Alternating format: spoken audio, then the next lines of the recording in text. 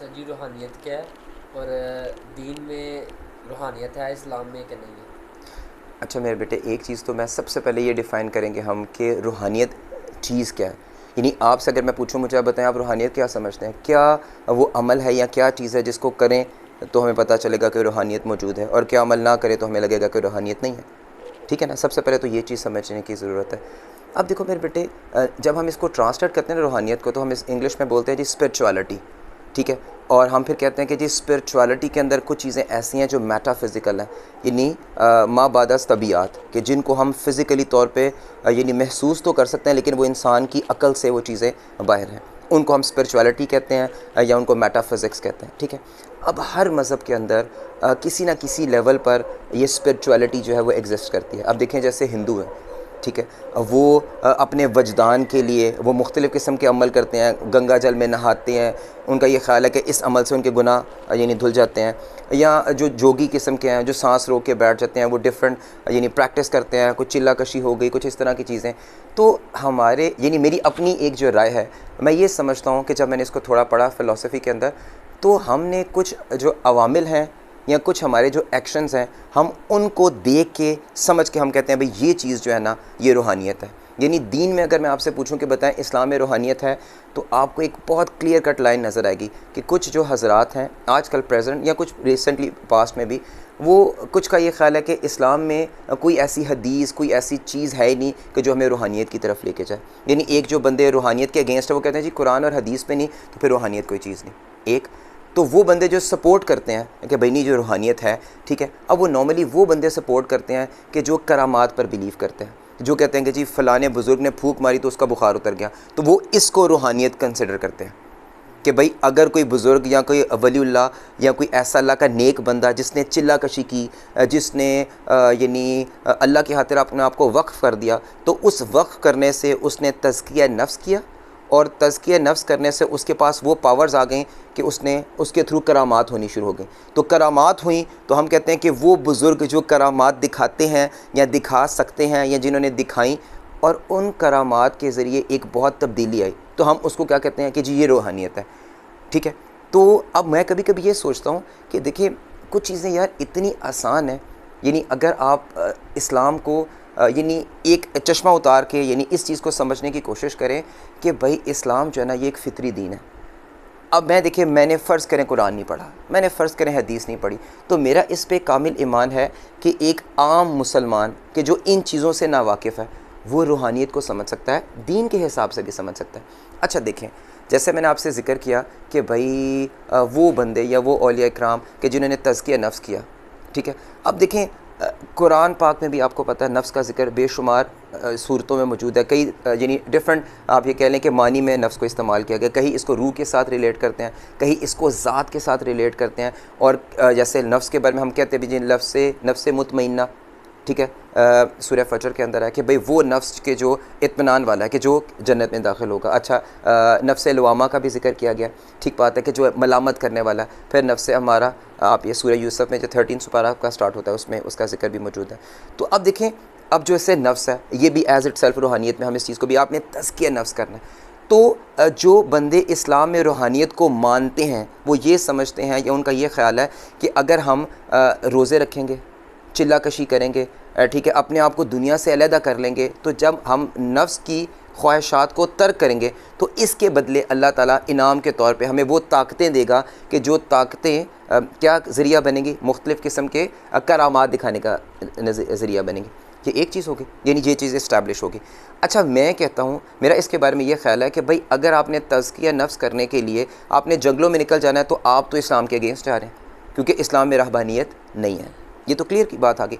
अब मेरा point of view है मेरे बेटे कि अगर मैं 5 वक़्त की नमाज़ अच्छे तरीके से पढ़ता हूँ, ठीक बात है, और मैं कुरान पाक की तिलावत करता हूँ, जो सुनता हूँ अच्छा उस पर अमल करने की कोशिश करता हूँ, अल्लाह ताला ने जिन बातों का हुक्म दिया कि इनको करना है उनको करने की कोशिश करता हूँ, जिन बातों से मना किया है मैं उनसे बाज रहने की कोशिश करता हूँ, और तबलीग करता हूँ, तो मेरा कामिल ईमान है इस बात के ऊपर कि दुनिया जिसको रूहानियत या स्पिरिचुअलिटी जो कुछ कहती है, तो मैं उसी रास्ते पे चल रहा हूँ। देखें, इस्लाम और रूहानियत कोई अलग चीज़ों का नाम नहीं है। इस्लाम पर अच्छे तरीके से दुनियादारी को ज़हन में रखते हुए अमल करने से भी आप रूहानियत को अचीव कर सकते हैं। देखें, मैं बहुत आपके सामने काफ़ी मशहूर वाक़या है हज़रत उमर के हिसाब से, जो उनका वाक़या कि जब वो मिंबर पे बैठे हुए थे तो उन्होंने कहा कि आमिर पहाड़ के पीछे से। अब देखें उनको किस तरह पता चल गया कि पहाड़ के पीछे से। अब असल में कि हमें कुरान में और हदीस मुबारक में क्यों इन चीज़ों के बारे में या इस तरह के वाक़यात नहीं पता चलते, ठीक है। तो इसकी एक वजह यह है कि देखें अल्लाह ताला का जो निज़ाम है ना वो शुरू से एक ही चला आ रहा है कि जब अल्लाह ताला ने किसी भी पैगंबर को मबूस किया तो उसके मुकाबले में जो कोई भी होता था उसमें जादू का एलिमेंट ज़रूर होता था। यानी किसी न किसी ज़माने में आप देखें, आपने बेशुमार वाक़यात भी हैं कि भाई एक कौम को तबाह करने का अल्लाह ने यानी उसको प्लान किया और फरिश्तों को कहा जाएँ कि जी आप इस कौम को तबाह करते हैं जाके।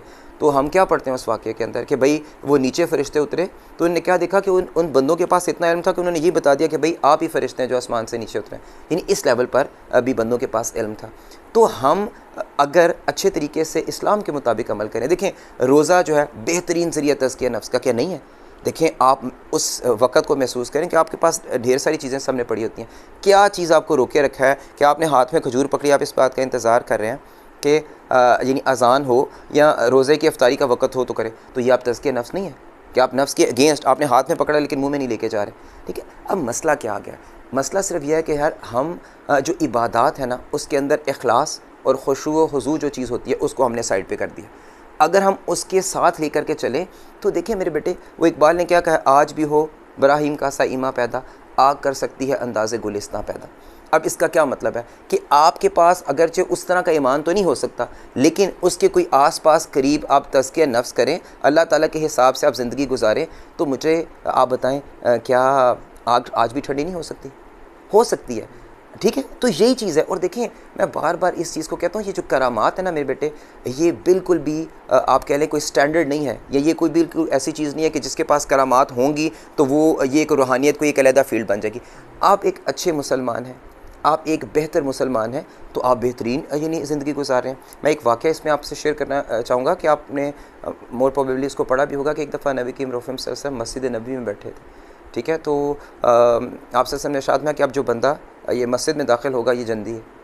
एक दिन आपने ये कहा, सहाबा ने देखा लेकिन सहाबा पहचान ना सके कौन है। दूसरे दिन भी ये, तीसरे दिन भी ऐसी आपने बात की, यानी 3 दिन मुसलसल आप सल्लल्लाहु अलैहि वसल्लम ने एक ही बंदे के बारे में इरशाद फरमाया कि वो बंदा जो अभी मस्जिद नबी में दाखिल होगा ये जन्नती है। अब एक सहाबी के बारे में कहते हैं कि उन्हें बड़ा तजस्सुस हुआ कि भाई मैं जानूँ तो सही कि आखिर ये कौन, ये बंदा क्या ऐसे अमल करता है कि आप सल्लल्लाहु अलैहि वसल्लम ने 3 दिन मुसलसल इसके बारे में कहा कि ये जन्नती है, जन्नती है। वो बंदा एक बहाना बना के उस शख्स को जिनके बारे में आप सल्लल्लाहु अलैहि वसल्लम ने इरशाद फरमाया था उनके घर उन्होंने स्टे किया कि भाई मेरे घर वालों से कोई इख्तलाफ है, कोई मसला है, मैं आपके साथ यानी शबेदारी करना चाहता हूँ या आपके घर में मैं यानी एज अ मेहमान बन के रहना चाहता हूँ।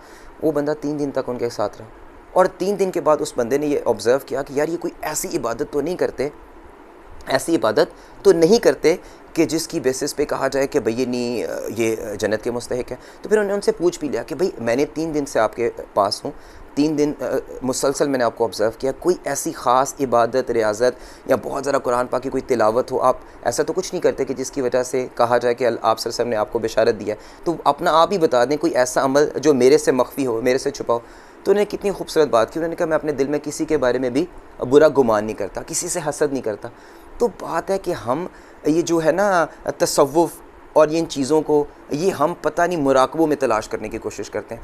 अगर आप, मेरा इस पे कामिल ईमान है कि आप अपने हमसायों का अच्छा ख्याल करें, वालिदैन की खिदमत करें, अल्लाह ताला ने जो हम पे चीज़ें जो फ़राइज़ हैं हमारे, हम उनको अच्छे तरीके से अदा करें और छोटी छोटी, देखें आप छोटी छोटी नेकियों को तलाश करें तो आप बहुत बड़े मकाम को हासिल कर सकते हैं। अब देखें इकबाल के बारे में यानी हो सकता है कि बंदों की दो राय हो कि वो यानी जवानी में कैसे थे या बुढ़ापे में कैसे थे, लेकिन मैं ये समझता हूँ कि इकबाल को तसव्वुफ़ पे यानी बहुत यानी उनको इस चीज़ का इल्म हासिल था। तो मैं अब आपसे पूछूंगा कि आप मुझे बताएं इकबाल की क्या चीज़ें मशहूर हैं कि तहज्जुद गुज़ार थे बहुत ज़्यादा। देखें आप उनकी शायरी पढ़ें तो आप उनकी शायरी में जो खुदी का कॉन्सेप्ट है कि देखें ना, खुदी को कर बुलंद इतना कि हर तकदीर से पहले खुदा बंदे से ख़ुद पूछे बता तेरी रज़ा क्या ये तसव्वुफ़ नहीं है? ठीक है, कि मोहम्मद से वफ़ा तूने तो हम तेरे हैं, ये जहाँ चीज़ है क्या लौह कलम तेरे हैं, क्या ये तसव्वुफ़ नहीं है? तो क्या इकबाल बहुत ज़्यादा नमाजी परहेज़गार थे?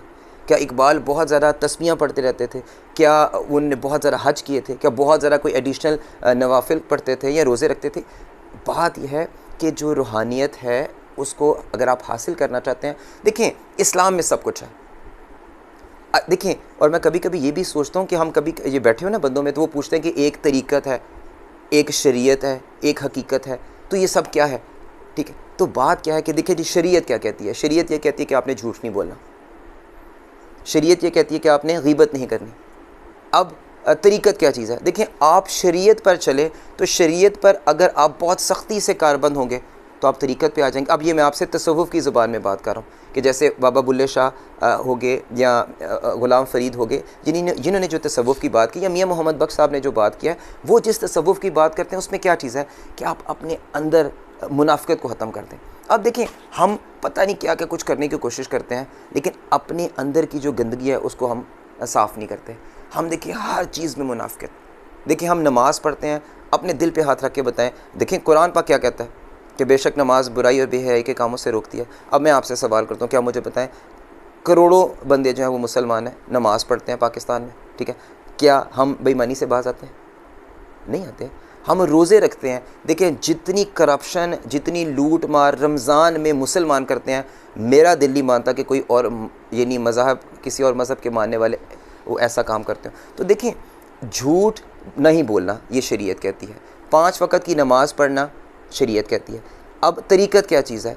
अगर आप चाहते हैं कि भाई आपके पास कुछ एक्स्ट्रा ताकतें आ जाएं, आपके पास यानी रूहानियत कुछ इस लेवल पर आ जाए कि आपको चीज़ों का थोड़ा सा इल्म हो जाए, आपकी ज़ुबान में वो असर आ जाए कि आप कोई भी दुआ मांगें तो अल्लाह ताला उसको शर्फ़ कबूलियत अता फ़रमाए, तो उसके लिए क्या है? आप झूठ को ना सोचें। शरीयत क्या कहती है? गीबत ना करें। तरीक़त क्या कहती है या तसव्वुफ़ क्या कहता है? झूठ या गीबत के बारे में ना सोचें। ये छोटी छोटी सी बातें। अच्छा, आपने किसी को नुकसान नहीं पहुंचाना। देखिए, हदीस मुबारक है कि तो में से मुसलमान कौन है? मैं मोमिन की बात नहीं कर रहा, मुसलमान कौन है जिसके हाथ और ज़ुबान से दूसरा मुसलमान महफूज रहे। ये मुसलमान की तारीफ़ है। हम तो इस चीज़ को क्वालिफाई नहीं कर पाते भाई। रमज़ान में आप मुझे बताएं, रमज़ान से हट के भी देख लें, हम बंदों का दिल तोड़ने में कितने सेकेंड्स लगाते हैं। तो बात यह है मेरे बेटे, देखें, अब बिल्कुल मैं एंड पे एक और चीज़ आपसे शेयर करूँगा हज़रत ख़िज़र के बारे में, ठीक है। हज़रत ख़िज़र के बारे में जो कुरान पाक पे वाक़या भी है हज़रत मूसा के रेफरेंस से, कि उन्होंने हज़रत मूसा को कहा भी तुम मेरे साथ नहीं चल सकोगे। और आपको पता है ये वाक़या काफ़ी मशहूर है कि वो कश्ती वाला मामला भी आ जाता है, फिर वो दीवार खड़ी करने वाला मामला आ जाता है, फिर वो यतीम बच्चे यानी उस बच्चे का भी आ जाता है कि जिसको कत्ल कर दिया, वो अपनी यानी वालिदैन का अकलौता बेटा था, उसको कत्ल कर दिया। तो बात यह है कि देखिए, इल्म जो है ना मेरे बेटे, 2 तरह के हैं।